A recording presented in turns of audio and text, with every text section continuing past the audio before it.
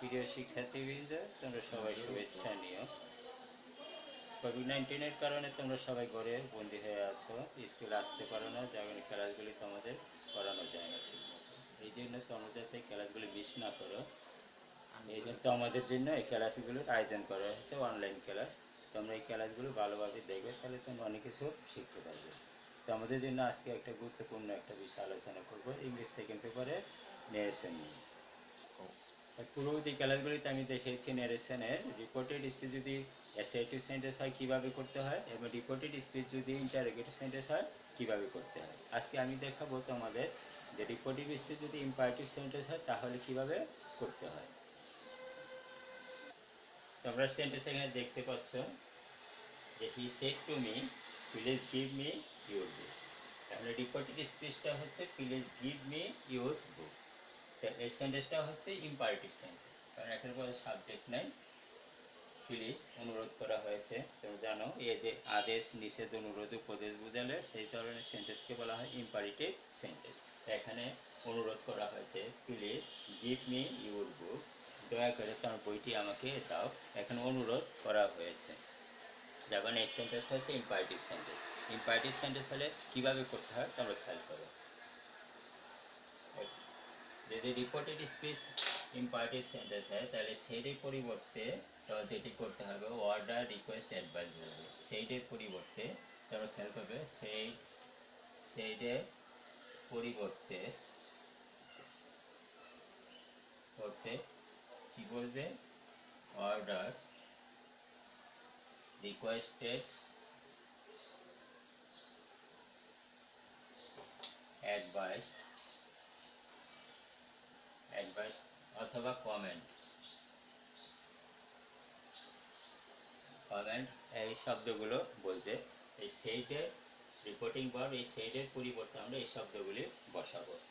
যদি আদেশ করা হয় তাহলে অর্ডার বসাবো, অনুরোধ করা হলে রিকোয়েস্ট, এবং যদি উপদেশ বোঝায় তাহলে অ্যাডভাইস বসাবো। তো এই সেন্টেন্সটার ভিতরে যে please give me your book, এই রিপোর্টেড স্পিচটা হচ্ছে ইম্পারেটিভ সেন্টেন্স, এবং এখানে অনুরোধ করা বুঝেছে, প্লিজ আছে, অনুরোধ করা বুঝেছে, যার কারণে আমরা সেইটের পরিবর্তে আমরা বসাবো রিকোয়েস্টেড। হি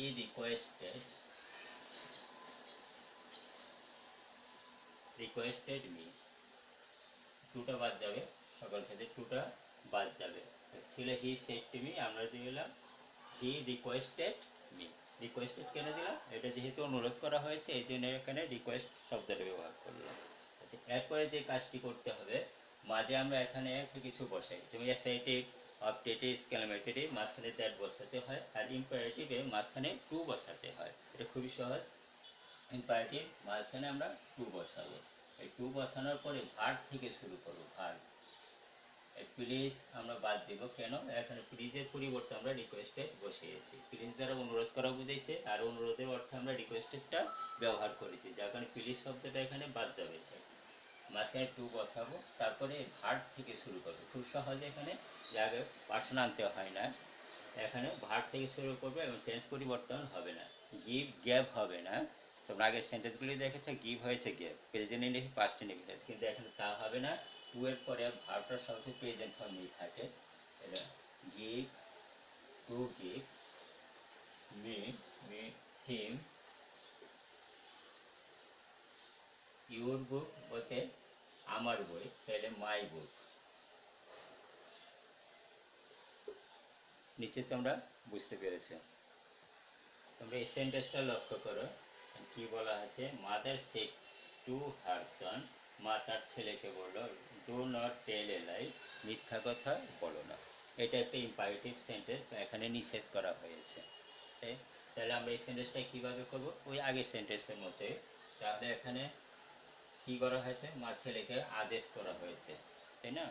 মা ছেলেকে আদেশ করেছে, তাহলে আদেশ আমরা জানি, মা আদেশ করে ইংলিশ অর্ডার, সেটি পরিবর্তে order,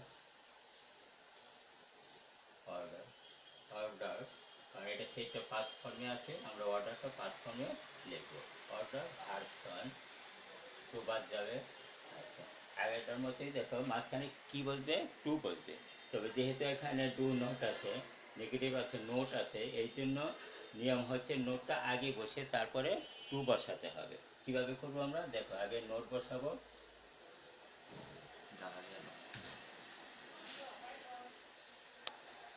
note to tell a lie. খুব সহজ। দেখো সেন্টেন্সটা আগের মতো, এখানে আমরা কি বলছিলাম, mother said to her son do not tell a lie. মা ছেলেকে বললো মিথ্যা কথা বলো না। তো এখানে আমরা সেডের পরিবর্তে অর্ডার ব্যবহার করলাম, যে মাদার অর্ডার হার সন, মা ছেলেকে আদেশ করলো। তো মাঝখানে টু বসে, যেহেতু নোট আছে এই জন্য আমরা নোটটা আগে বসিয়ে তারপরে টুটা বসালাম। এই তো ওখানে ছিল to not tell a life, এখানে note to tell a life. Tell a life এখানে টু এর পরে ভার্বটা প্রেজেন্ট ফর্মে থাকবে, এখানে টেন্স পরিবর্তন করা যাবে না। নিশ্চয়ই তোমরা বিষয়টা বুঝতে পেরেছো। তোমরা আবার এই সেন্টেন্সটা দেখো, এই ধরনের সেন্টেন্স হচ্ছে লেট দ্বারা যে সমস্ত সেন্টেন্স শুরু হয় এইগুলো ইম্পারেটিভ সেন্টেন্স বলা হয়। তো এইগুলো আগে যে নিয়মে করানো হয়েছে সেই নিয়মে নয়, এইটু করার জন্য একটু ব্যতিক্রম নিয়ম আছে। যদি লেটের পরে আস থাকে অথবা দেম থাকে তাহলে এটা প্রস্তাব বোঝাবে। খেয়াল করে শোনো তোমরা, এই লেট এই শব্দটার পরে রিপোর্টেড স্পিচে লেট দ্বারা যদি শুরু হয় এবং লেটে করে আস অথবা জ্যাম থাকে, অর্থাৎ পুরুলের নাম্বার, সাবজেক্টটা যদি পুরুলের নাম্বার হয় তাহলে সেটা প্রস্তাব বোঝাবে। সেই ক্ষেত্রে কি করব আমরা, সেটের পরিবর্তে অর্ডার, রিকোয়েস্ট, অ্যাডভাইস ব্যবহার করব না, আমরা করব প্রপোজ টু অথবা সাজেস্টেড টু। প্রস্তাব ইংলিশ হলো প্রপোজ অথবা সাজেস্ট। যার কারণে আমরা যেহেতু লেটের পরে আস অথবা দেম যদি থাকে তাহলে সেটা প্রস্তাব বুঝে যাবে। আবার বলি, লেটের পরে পার্সনটা যদি প্লুরাল হয়, আস অথবা দেম, তাহলে সেটা প্রস্তাব বুঝাবে। প্রস্তাব বুঝালে সেইটির পরিবর্তে আমরা কি বসাবো, প্রপোজ টু অথবা সাজেস্টেড টু, এরকম হবে। খেয়াল করো, he proposed to me, to থাকবে, প্রপোজ টু মি, সেটির পরিবর্তে আমরা বললাম প্রপোজ টু মি, অর্থাৎ সে আমাকে প্রস্তাব দিল। আচ্ছা, মাঝখানে এখানে আমরা গেট বসাবো। যদি এটি ইম্পারেটিভ সেন্টেন্স, এটি ইম্পারেটিভ সেন্টেন্স তোমরা আগে সেন্টেন্সগুলি দেখেছো যে মাঝখানে আমরা টু বসাইছি, কিন্তু এখানে টু বসানো যাবে না, এটার নিয়ম হচ্ছে মাঝে দ্যাট বসাতে হবে। তার মাঝে দ্যাট বসাইছি, তারপরে পার্সন পরিবর্তন আস, আমাদের, কারণে হি মি, আমরা চাইলে এখানে হবে উইথ,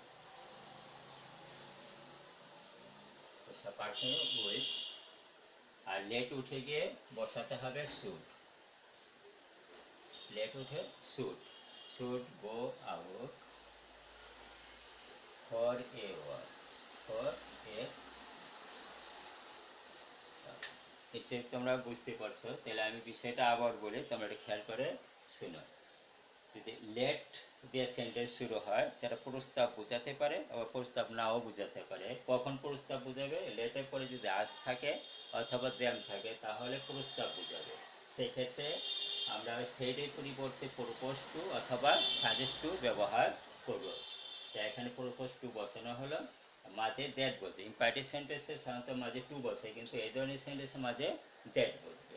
তারপরে পার্সন পরিবর্তন আজ, অর্থাৎ আমরা, হি এবং মি, তা আমরা, যার কারণে উই বসানো হলো, এবং লেট উঠে গিয়ে শুড বলবে, লেটের পরিবর্তে শুড বলবে। তারপরে গো আউট ফরে ওয়াক, এটা যা ছিল তাই বসেছি। নিশ্চিত আমরা বিষয়টা বুঝতে পেরেছ। প্রিয় শিক্ষার্থীবৃন্দ, তোমরা এতক্ষণ তোমরা দেখতে পেলে ইম্পারেটিভ সেন্টেন্স যদি রিপোর্টেড স্পিচ ইম্পারেটিভ সেন্টেন্স হয় তাহলে কিভাবে করতে হয় তোমরা নিশ্চয়ই তোমরা খেয়াল করে শুনেছ। যদি তোমরা বুঝে থাকো বাড়িতে প্র্যাকটিস করবে, অবশ্যই প্র্যাকটিস ছাড়া কিন্তু তোমরা এগুলো শিখতে পারবে না। যত প্র্যাকটিস করবে তোমরা তত আমাদের অভিজ্ঞতাটা বাড়বে, সেটা তোমরা কাজে লাগাতে পারবে। তাই তোমরা বারবার প্র্যাকটিস করবে, আর বিনা প্রয়োজনে কখনো ঘর থেকে বের হবে না। তোমাদের সবাইকে ধন্যবাদ। শান্তিতে থাকো এবং নিরাপদে থাকো। ধন্যবাদ সবাইকে।